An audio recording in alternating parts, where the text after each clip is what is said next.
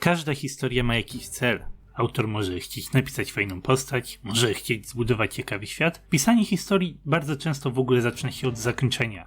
Mógłbym o tym dużo gadać, bo mnie to interesuje, ale temat na dzisiaj to o czym jest FNAF? Jaki jest cel tej historii? Uważa się, że to jest historia o duchach, seryjny morderca zabija dzieci, one nienawidzą roboty, jest zemsta i tyle. Ale gdyby tak było, to już byśmy FNAF rozwiązali. To za mało. FNAF 4 wciąż nie jest wyjaśniony i właśnie tutaj Scott dał nam pewną podpowiedź. 4 gry, jedna historia. Właśnie tutaj skupił się na znaczeniu historii. Żeby zrozumieć FNAF 4 musimy poznać ogólny cel całości. Następne gry próbowały w tym pomóc, na przykład poprzez pokazywanie Mike'a, który był przez cały czas ignorowany. Naprawdę, wyobraźcie sobie frustrację Scotta, który nakleił imię Mike na hand unit, a nam to zupełnie nie pomogło. Beznadzieja. O czym jest FNAF? Według mnie jedyna możliwa odpowiedź to jest historia Mike'a i Golden Freddy'ego, historia dwóch braci, niefortunnej śmierci i zemsty. Mamy dużo innych wątków jako to fabularne, wiele rzeczy łączy się ze sobą. FNAF musi posiadać różne warstwy historii, bo to jest w końcu zagadka i musimy dokopać się do prawdy. Ale wszystko zmierza do historii braci. FNAF 4, Mike, The Happy's Day. Teoria wciąż ma dziury, nie jest dobrze wyjaśniona, ale na pewno da się ją wyjaśnić, bo to jest wyraźnie jedyna opcja. Co jeżeli inna możliwość może jednak istnieć? FNAF ma bardzo zagmatwaną fabułę i takie zamykanie się na jedną opcję może przeszkodzić w znalezieniu innej, która może mieć nawet więcej sensu. Zgadzam się, że trochę tak jest i czasem martwię się, że tuż obok stoi bardzo proste rozwiązanie, którego po prostu nie widzę. Ale to dlatego, że nic innego nie ma sensu. FNAF 4 zmierza do The Happy's Day, to jest jedyne możliwe wyjaśnienie tego dzieciaka. Samo rozwiązywanie FNAF-a jest trudne, bo ja sam się z tym zgadzam, nie zamykajcie się na jakimś pomyśle, prawda jest tylko jedna, a teorii jest bardzo dużo. W moim przypadku nie chodzi o to, że nie biorę nic innego pod uwagę. Po prostu nic innego nie działa. Nie mam na co zmienić swojego zdania, bo ostro się nie zgadzam z innymi opcjami. Chcę teraz zapobiec jednemu nieporozumieniu, więc wyjaśniam, nie rozmawiamy tutaj o Golden Freddym. Jego tożsamość to nie jest cel historii. Na ten moment nie obchodzi mnie, kto znajdzie się w tym animatroniku. Dzisiaj ważne jest jedynie znaczenie. Cel całej historii. Bo FNAF może opowiadać wiele rzeczy. Może opowiadać historię Williama, ofiar, Mike'a, Fazbear Entertainment, może opowiadać historię Cassidy, lub ugryzionego dzieciaka, lub kogoś jeszcze innego. Golden Freddy wchodzi w to wszystko dopiero później. W ogóle kłótnie na temat tego robota są obecnie bezcelowe, bo każda teoria ma swoje dziury, więc po co mamy je sobie nawzajem wytykać? Znamy te problemy, każdy stara się rozwiązać swoje, przy teorii, z którym się zgadza. Dzisiaj skupimy się na samej historii. Jeśli zrozumiemy, o czym jest FNAF, to wszystko może zacząć mieć sens po prostu. Dziury zaczną znikać, Golden Freddy sam się wyjawi. Cały czas czekam na dobre wyjaśnienie, o co chodzi w tych 4 grach jednej historii. Rozumiem, że to nie musi być historia Mike'a i Golden Freddy'ego, ale muszę usłyszeć jakąś inną, dobrą odpowiedź, inaczej do niczego nie dojdziemy. Postaramy się znaleźć inne, konkretne odpowiedzi na to, czym może być ta jedna historia 4 pierwszych gier.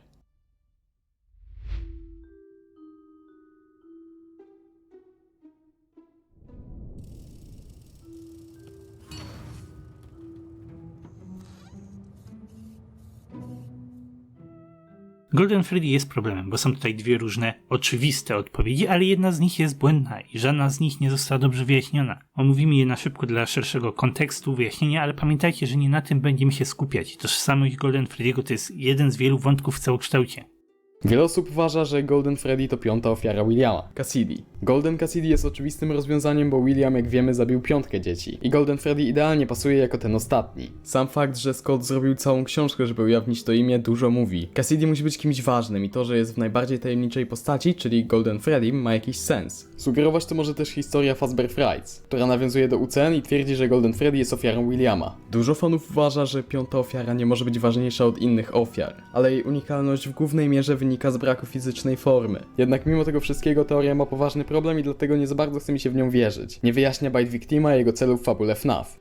Uważa się też, że Golden Freddy to ugryziony dzieciak z FNAF 4. Golden Victim jest oczywistym rozwiązaniem, bo FNAF 4 bezpośrednio łączy się z The Happy's Day. Gra zdaje się przedstawiać backstory. To z powodu tych nieudanych urodzin Happy's Day musiało powstać. A jak Scott twierdzi, wszystkie gry łączą się ze sobą. FNAF zaczyna się więc od tego dziecka, które tutaj zginęło, a ma on być złożony do kupy, jak zostało to powiedziane. W bardzo wyraźny sposób wszystko to się łączy i zmierza do przodu. Ale problemem tej teorii jest 5. ofiara Williama. Ugryziony dzieciak jest nowym, dodatkowym dzieckiem, co nie ma tutaj sensu.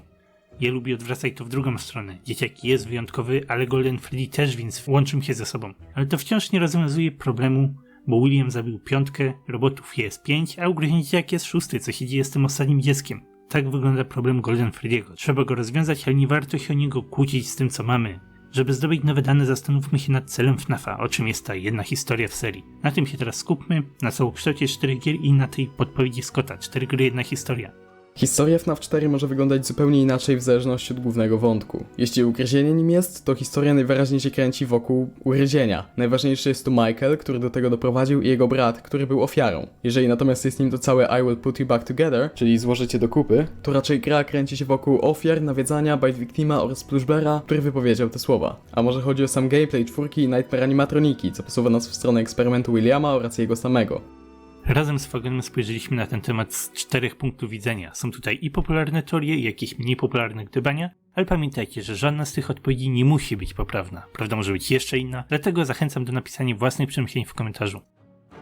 Popularną teorią w fandomie co do wyjaśnienia 4 gier jest teoria Free Victima. Wygląda ona w skrócie tak. Cassidy jest w Golden Freddym, a Bite Victim jest wolną duszą, która nikim się nie staje. To on organizuje na koniec Happiest Day i wszystkich uwalnia. Sam w nim jednak nie uczestniczy. Celem fabuły staje się wtedy historia dusz i morderstw, a William i Mike to postaci, które po prostu do tego doprowadzają. Teoria głównie opiera się na FNAF Worldzie, który miał nam tę fabułę rozwiązać, bo nie zrozumieliśmy jej po 4.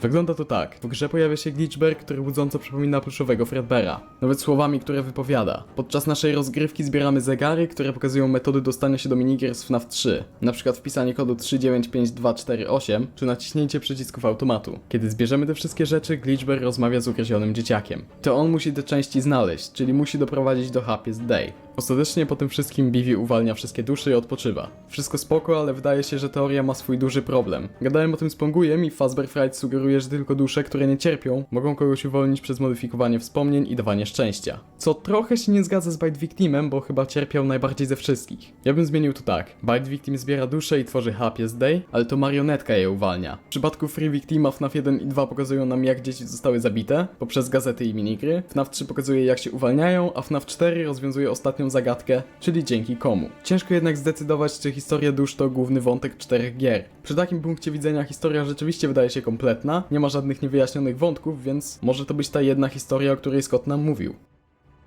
Załóżmy teraz coś innego, że celem tych 4 gier jest morderca William. Skupiłbym się tutaj na teorii eksperymentu z FNAF 4, że właśnie to jest łącznikiem. Sam nie lubię dawać Williamowi dużej roli, bo uważam, że jest tylko narzędziem, które popycha fabułę do przodu. Ktoś musi zabijać w historii duchach. Ale na potrzeby tego filmu spróbuję napisać coś porządnego. FNAF skupiający się na zbrodniach i innych działaniach Williama. Bo zabójca pojawi się w każdej grze i zawsze ma jakąś konkretną rolę. FNAF 1 i 2 rozwijają jego zabójstwa dzieci. FNAF 3 daje nam Springtrapa. I FNAF 4 daje jeszcze więcej, bo pokazuje jego rodzinę i właśnie cały eksperyment. Ta gra mogłaby rozwijać motywację Williama lub dodawać mu głębi. Cokolwiek, co sprawi, że zaczniemy widzieć 4 gry, jedną historię. Jeżeli to jest głównym elementem serii, to mówimy tutaj ogólnie o zbrodniach Williama. Dokonuje zabójstw i nawet śmierć go przy tym nie powstrzymuje. Eksperyment byłby jakąś nową zbrodnią. Niektórzy twierdzą, że William chciał uratować swojego syna, ale gdzie jest ten syn? Jeśli nawiedza robota, to kurzy się gdzieś, zamknięty, uwięziony w jakiejś restauracji. William o nikogo tutaj nie dba. Wyraźnie widzimy, że Elizabeth została porzucona w Sister Location, nie ma tutaj żadnej troski o swoje dzieci. Wydaje mi się, że easter egg z purpurowym we FNAF 4 jest mocno niedoceniany. Jakie są na ten temat opinie, że pracował we Fredbear's, że morduje właśnie kogoś w sprężynowym stroju? Uważam, że nie chodzi tutaj o informację purpurowy jest we Fredbear's. Ważne jest, że purpurowy jest tutaj. Purpurowy jest częścią FNAF 4. Samo jego istnienie wiąże się z jakąś zbrodnią w okolicy. Dzisiaj już wiemy z innych źródeł, że William ma tu jakieś większe znaczenie i według mnie właśnie ten easter egg miał to zasugerować. W tym konkretnym momencie William jest aktywny. Łączy się to ładnie z interpretacją sekretu ukrytego za Fredbear's Family Diner.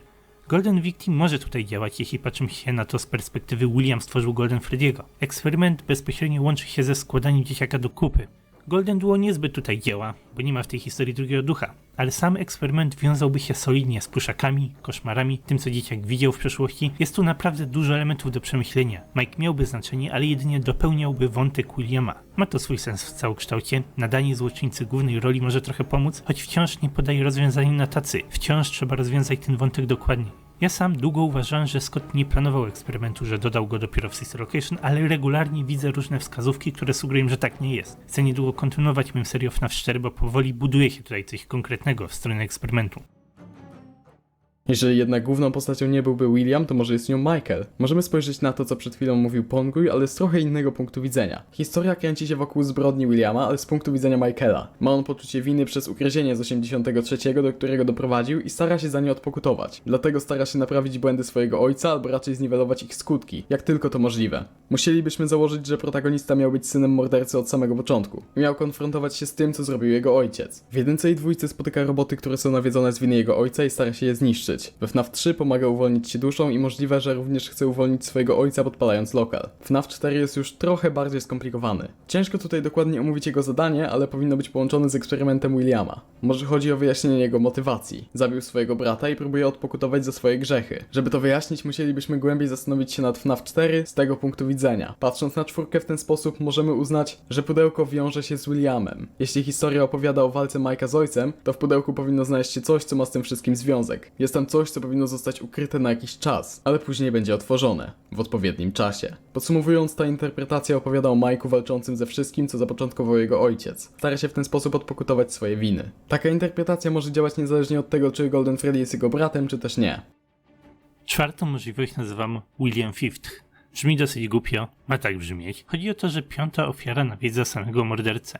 Może dokładnie jego, a może kręci się dookoła, nawiedza coś zabranego z miejsca zbrodni. Teoria zmierza do tego, że we FNAF 4 dzieciak staje się pluszowym Fredbearem i rozmawia z gruźlianym dzieciakiem. 5 dzieci zginęło, ale tylko 4 nawiedziły roboty. 5 trafił gdzieś indziej. Ten pomysł jest wzięty z opowiadania Mężczyzna z sali 1280, bo dzieje się tam coś podobnego. Ofiara połączyła się z mordercą. W grach może wyglądać to lekko inaczej, ale sprawdźmy ten pomysł. Spójrzmy w taki sposób na FNAF 4.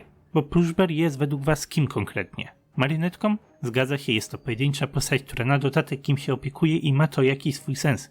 Może nie jest nawiedzony. Kłania się tutaj teoria eksperymentu. Ale podoba mi się pomysł, że to piąta ofiara. Teoria musi jednak zakładać, że MCI wydarzyło się przed FNAF 4, z czym nie wszyscy się zgadzają, ale Plushbear może być piątą ofiarą, bo łączy się z liczbą 5. Jest piątym z 5 puszaków. Jest złotym misiem, czego chyba nie muszę tłumaczyć. Łączy się to ze sobą. Historia skupiałaby się o relacji pomiędzy ugryzionym dzieciakiem a Plushbearem. Ta piąta ofiara składa dzieciaka do kupy i ma na niego duży wpływ. Można tu mówić o Golden Duo, choć problemy tej teorii nie znikają. Tutaj piąta ofiara nie musi być Golden Freddym, ale go tworzy. Daje dzieciakowi tą formę i działa na rzecz The Happy's Day. Taka próba rozwiązania debaty Golden Freddy'ego. I sam temat jest rozległy, bo pluszaki są jego przyjaciółmi. Może William zabił jego przyjaciół. Tylko jeden pluszak się odzywa, bo tylko jeden duch nienawidza robota. Nie mogli przyjść na jego urodziny teraz, ale później to oni przygotowują The Happy's Day. Na nich skupia się historia. Masa teorii łączy tą dziewczynkę z Plushbearem, co jeżeli to jest Cassidy? Też inny ciekawy element. Pluszak wydaje się być powiązany z eksperymentem. Może William umyślnie dał synowi nawiedzonego pluszaka, tak z ciekawości. To byłoby coś wyjątkowego. Łączyłoby to wszystkie elementy FNAF 4 w jedno miejsce. Teoria wciąż nie odpada na wszystko, bo co się dzieje z Cassidy, czyli piątą ofiarą później? Czy gnębi Williama jako duch? Bo w końcu mówię, William Fifth. Nie ma żadnego robota w historii o mężczyzn z pokoju 1280. Można się zastanowić, czy Cassidy nie łączy się ze Springtrapem, czy może Golden Freddy i ten, którego nie powinien był zabić, to na pewno ta sama postać. Że to dwie różne. Koncept jest ciekawy, ale wciąż musi zostać dobrze zrozumiany. Wydaje mi się, że warto przemyśleć taki kierunek fabuły. Także jaką jedną historię przedstawiają te 4 gry? Cóż, przerobiliśmy w tym filmie 4 możliwości. Free Victim opiera się na tym, że Bite Victim nikogo nie nawiedza. Historia skupia się o duchy i nawiedzenia. Seria wygląda w ten sposób. FNAF 1 i 2 pokazują nam morderstwa, FNAF 3 pokazuje jak dusze się uwalniają, a FNAF 4 wyjaśnia, że Bibi im w tym pomógł. Dalej rozmawialiśmy o Williamie. Tutaj historia skupia się na zbrodniach mordercy. FNAF 1 i 2 pokazują nawiedzenia, do których doprowadził, w trójce mamy Springtrapa, którym się stał, a w czwórce widzimy jego rodzinę i właśnie eksperyment. Numer 3 Mike. Ten punkt widzenia przedstawia nam losy protagonisty, który stara się naprawić lub przynajmniej zniwelować efekty błędów swojego ojca. No i Plushbear. Historia generalnie skupia się na tym, że piąta ofiara Williama to Plushbear, który składa Bite Victima do kupy, tworząc Goldena. Nie mamy na razie decydującej odpowiedzi na to, która historia jest poprawna, ale takie rozkminianie i rozgrzebywanie jest zawsze pożyteczne. No i na tym się nie kończy, bo te 4 możliwości to tylko nasze przemyślenia. Prawda może być jeszcze inna. Dlatego zapraszam was do zastanowienia się i zostawienia komentarza z własną teorią. 4 gry, jedna historia. Co to znaczy? Jaką historię przedstawia tutaj Scott? Jak to się łączy z FNAF 4? Chętnie przyjmiemy i krótkie przemyślenia, i jakieś dłuższe rozkminy. Cokolwiek jesteście w stanie napisać. Ale zmierzamy już do końca filmu. Na ten moment, Fagon, jak ci się podobał ten temat? Jakieś przemyślenia?